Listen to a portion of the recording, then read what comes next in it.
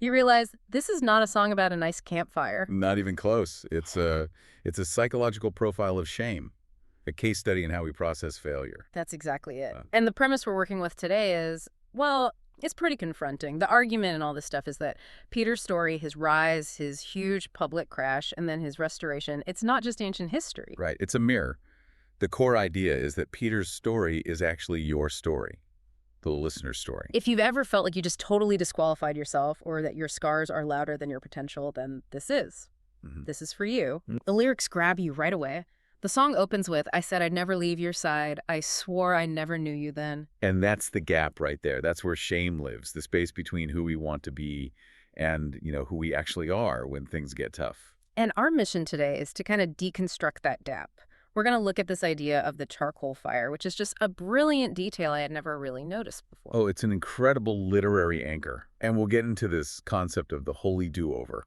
But before the fire, before any of that, we have to talk about the man himself. We have to talk about Peter. Peter goes from fisherman to being chosen. He's finally made it. But his resume after that point is, well, it's a wild ride. Chuckles. That's putting it lightly. It is the definition of volatile. I literally made a list of his highs and lows, and it's kind of comical when you see them back to back. Oh, let's hear it. Okay, high point. He walks on water. I mean, who else even got out of the boat? That's peak faith. Huge moment. But then, 5 seconds later. Slow point. He sees the wind, takes his eyes off Jesus, and sinks like a stone. He goes from miracle worker to drowning victim in a heartbeat. It's a pattern. A huge one. Okay, next. Jesus asks, who do you say that I am? Peter nails it. You are the Christ. Gets the nickname Rocky. He's the man. And then, not 5 minutes later. Total low point. Jesus explains he's going to the cross, and Peter the fisherman starts correcting the rabbi. He rebukes Jesus. And Jesus turns and says, get behind me, Satan. I mean, can you imagine that on your performance review? It just shows how impulsive he is. He's always overcorrecting. Even at the Transfiguration, this is an incredibly holy moment. He sees Moses and Elijah, and he just starts talking. Yeah. Hey, let's build some tents. And God has to literally interrupt from a cloud and say, this is my son, listen to him, which is the divine way of saying, Peter, please stop talking. Okay. But the one that always gets me is Gethsemane. He falls asleep when he's supposed to be praying. The soldiers show up. Peter wakes up, panics, and pulls a sword. And cuts off a guy's ear. And let's be honest, he wasn't aiming for the ear. You don't swing a sword like that to give someone a trim. He missed. Right. He's trying to make up for falling asleep by fighting. He's constantly trying to earn his spot. He's terrified he's going to get sent back to the boat for good. And all that big talk, all that I will die for you, it all leads to this one moment. The crash. The denial. This is the anchor point for the song. Everything falls apart right here. He's in the courtyard of the high priest, and it's not some scary Roman soldier interrogating him. It's a servant girl. And she asks, weren't you with him? And he just, he crumbles. 3 times. I don't know the man. He curses, he swears. But this is the detail. The Easter egg, as the sources call it, from John's gospel. While Peter's doing this, he's warming his hands. By a charcoal fire.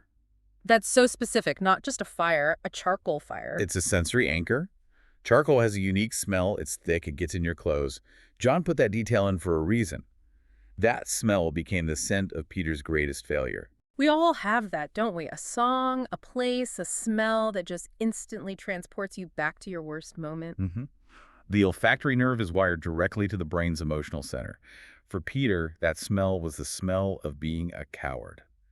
A traitor. And then the rooster crows, he sees Jesus across the courtyard, and he just weeps. He knows it's over. And this is the part we often rush through, the time between the cross and the resurrection. Peter didn't just lose his friend, he lost his whole identity. He had proved everyone right. He really was just a fisherman. Which makes that line in John 21 so much heavier when he says, I'm going fishing. Yes. Yeah. It's not a hobby, it's a resignation. Joby Martin uses this amazing analogy. He says if Michael Jordan announced today, I'm going to play basketball, he doesn't mean at the YMCA. He means he's returning to his profession. So Peter is quitting the ministry. He's going back to his old life. He is. He's saying, I failed. I'm going back to the only identity I have left. His shame was just too loud. So he and the other guys go out on the boat, and in this, like this final cruel joke, they fish all night and catch nothing. 0. He's not even a good fisherman anymore. He's failing at his plan B.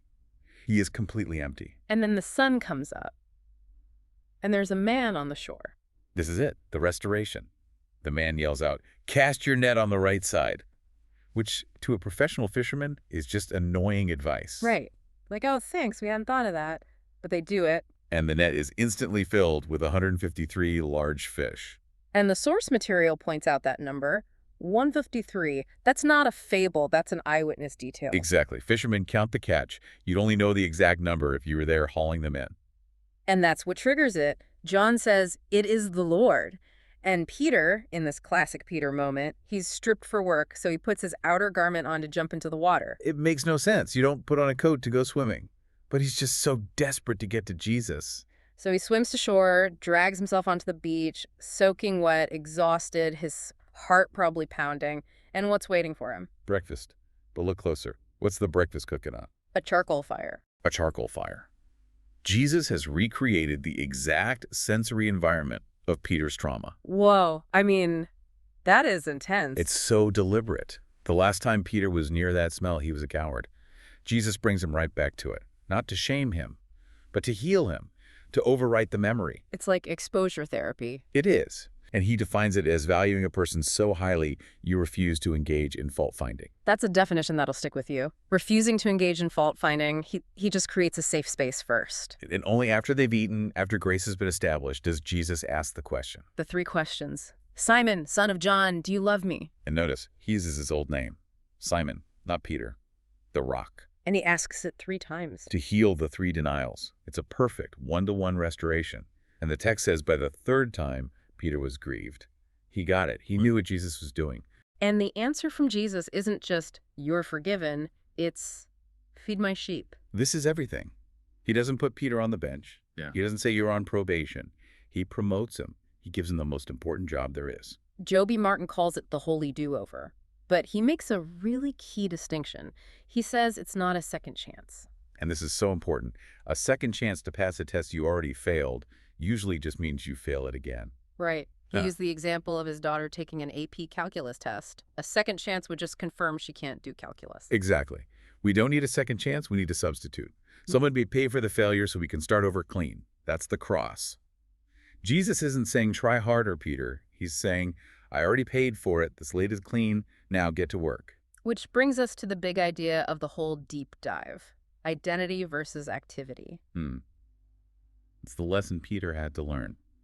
Most of us live by activity leading to identity. If I do enough good things, then I will be a good person.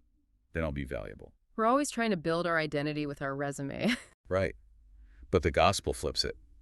Identity precedes activity. Jesus tells Peter who he is first. You are loved. You are forgiven. You are mine. And it's from that secure identity that he can go out and change the world. He's not working for approval anymore. He's working from approval. And man, did he change. You go from the guy hiding from a servant girl to the guy preaching at Pentecost to thousands. The coward becomes a rock. And you see it most profoundly at the end of his life. Church history tells us he was arrested in Rome and sentenced to be crucified. And he made a specific request. He did. He asked to be crucified upside down.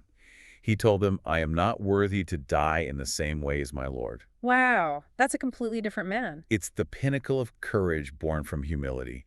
He wasn't trying to prove anything anymore. He knew who he was because of that breakfast on the beach. It brings the song full circle. The lyrics move from "my shame was louder than my faith" to "you called me friend." And that's why this is your story. We all have that charcoal fire memory, that moment we think we disqualified ourselves forever. We think, well, I'm just the JV squad. I'll just go back to fishing. But the whole point is that Jesus specializes in the JV squad. He does. He loves using the broken pieces. As Joby Martin says, if you ran a Carfax on us, it would come back a lemon. Totaled, wrecked, do not buy. And God says, perfect, I'll take it, full price. I love that. So for anyone listening right now, maybe you feel like you're in that boat. The shame is loud. Your resume is a mess. The sourcing is pretty clear. The empty tomb means it's not over. If death couldn't hold Jesus, your failure can't hold you. He's not looking for the perfect version of you. He's looking to sit with you by your own fire and just ask, do you love me? And if the answer is yes, then get ready. He has work for you to do. That's a powerful place to leave it. Find your charcoal fire. Thanks for diving in with us. See you next time.